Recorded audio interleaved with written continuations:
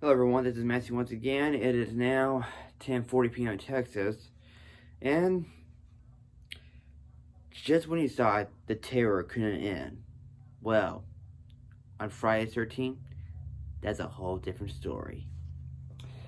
Which is very funny enough that I'm reviewing another Friday the 13th film. It's from the month of December, especially we got Christmas on the way, but now I'm reviewing a horror movie that I'm about to review in the month of December, just before Christmas kicks in, as we celebrate for the holidays soon. This time, I just reviewed 3 of the Friday the 13th films. I really enjoyed the first one. Second one is the same as the first, but I enjoy it. Part 3 was really good. I have not seen the 3D version, but hopefully it's even better so I can see it the way it was. And now we enter Friday the 13th, Part 4, the final chapter. And a moral impermissible piece of trash, says Roger Ebert, film critic of the Chicago Sun-Times. But yeah, in all seriousness, this film isn't really the final chapter, which is very false advertising. I guess you could say this is the final chapter for Jason when he's human and being scary again, until the series took on a whole new different direction than when we entered Zombie Jason. But that's like in a later Friday the 13th film, because Part 5 does not have that. Which, that'll be another time. So, Friday the 13th final chapter stars Corey Feldman in it, which before he did The Goonies and The Lost Boys and Stand By Me, as well as voicing Donatello and Teenage Mutant Ninja Turtles 1 and 3. You have Ted White being the new Jason Voorhees, you have Kimberly Beck, and of course you have George McFly himself, Crispin Glover. And of course, Part 4 of the final chapter is written by Joseph Cito, who directed The Prowler, which I've never seen. And Harry Manfredini once again did the score, and we have tons of people returning to the makeup effects. So, at this supposedly final chapter, how this film came to be, well, here's how it is. After Corey Feldman was cast in this film, production has finally begun, and while Feldman was on set, he was not allowed to see any of the bad stuff being filmed, like seeing naked girls and all that. So instead, his co-star took him on to go trick-or-treating on Halloween night of 1983.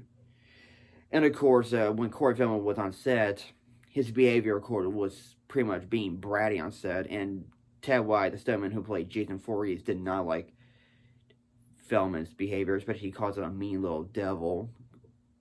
So, in order to take out his frustration, he will have to, of course, perform a scene where he just breaks through the window and just grabs Feldman, which, of course, that reaction that Feldman gave on the film's final look, it was actually a real scare. It was very authentic, which, of course, that pretty much got Feldman the best out of it. But, of course, now as time went on, both Ted White and Corey Feldman are both cool with each other, because, after all, he was just a kid on set. And the song that Chris McGovern was dancing in the film was called Love is Alive by Lion, which, of course, that was the band who would go on to sing the Transformers theme song in Transformers the movie. But on set, Chris McGovern was actually dancing to Back in Black by AC/DC. And as always, the film came out on April 13, 1984, which, like the other films, it's not really loved by critics, but it was a box success by grossing $32.9 million against its $2.6 million budget. And no Oscar or Razzies were given for this film. But anyway, Friday the 13th final chapter is actually another fun Friday the 13th sequel. It still doesn't do anything different whatsoever. It's just basically the same Friday the 13th movie you've seen many times before. But again, I could get used to it for what it is. And it doesn't go right too much on storytelling, although it's not supposed to, but it's still once again, you have a group of kids who always have a fun time, they make love, and then Jason comes in and just starts killing people. And the acting, of course, is fine for what it is. Of course, Crispin Glover, who I really like in Back to the Future, was really good. And Ted White as Jason, he was really good too. And the best one, in my opinion, is definitely Corey Feldman as Tommy Jarvis. And I know that Corey Feldman did say in one of the interviews, or as I heard from him, that he would like the reprise of Tommy Jarvis to give it the Halloween H2O treatment or something like that. But of course, I know he actually did try to to come back for part 5, but he had to do the Goonies, which of course it came out in 1985, so he was only given to do a cameo. So, but yeah, I just thought Corey Feldman was really good. He's definitely the kid you root for, and definitely it's something pretty refreshing to see of a kid who get to take on Jason as opposed to who a girl has to do it, which has always been common in many horror films, that the final girl has to take on the bad guy. And Harry Verdu does a pretty good job with the score, even though there are some that is somewhat similar to his other films. And Joseph C.O. does a pretty decent job making this film, and really do like the way how the film looks. And the makeup by Tom Savini are just as fantastic as it was in part 1. And especially, of course, spoilers, was able to get a chance to kill off Jason Voorhees. Especially that Corey Feldman had to take that machete and just goes, die, die, die. But yeah, it was really a pretty cool on-screen death that you're seeing on film, to see Jason get his final blow, his final kill. And of course, though, it does seem pretty, I guess you say it's kind of sad. You're going to see the last Friday film that's supposed to be scary again, which I've always liked that each of the Friday films I've watched since part 1, 2, 3, and 4. I do like Jason is supposed to be human. I do like when the films are supposed to be scary. But when you get to the later Friday 13 films, they pretty much derail that and just go with something more campy and fun. Which I know you could make arguments about the other films were campy, but to me, I think the Friday films were enough to be serious for what they are. But until 6 and 7, I could see them for being so campy. Which, of course, don't get me wrong, they're actually fun movies, but they're just not as scary as what 1, 2, 3, and 4 were.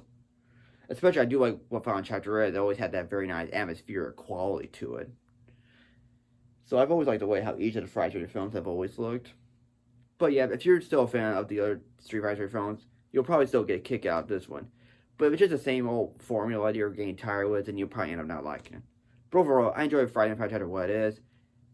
Basically the same, but nevertheless, I can still watch it and enjoy it for what it is, for entertainment value. So Friday the Final Chapter, which I will admit is really the final chapter, so I think it should have been called something else other than just calling it the final chapter. But of course, I will. As much as I'm not really the biggest fan of Jason Goes to Hell, the Final Friday, at least it was the last of the Friday 13 films. At least it was the final nail in the coffin until Jason X comes into play when he goes into space. But anyway, just to wrap this up here, Friday the Final Chapter really earns itself a B. If you've not seen this film, please feel free to check it out. I do recommend it to those who really love Friday 13. But anyway, my review of Friday the Final Chapter. Hopefully I get to review some Christmas movies. And also, let me know what you think of this video. Do you like it? Do you not like it? Let me know. Feel free to put your comments down below, and don't forget the subscribe button. Thank you for watching, take care, and I bid you good night.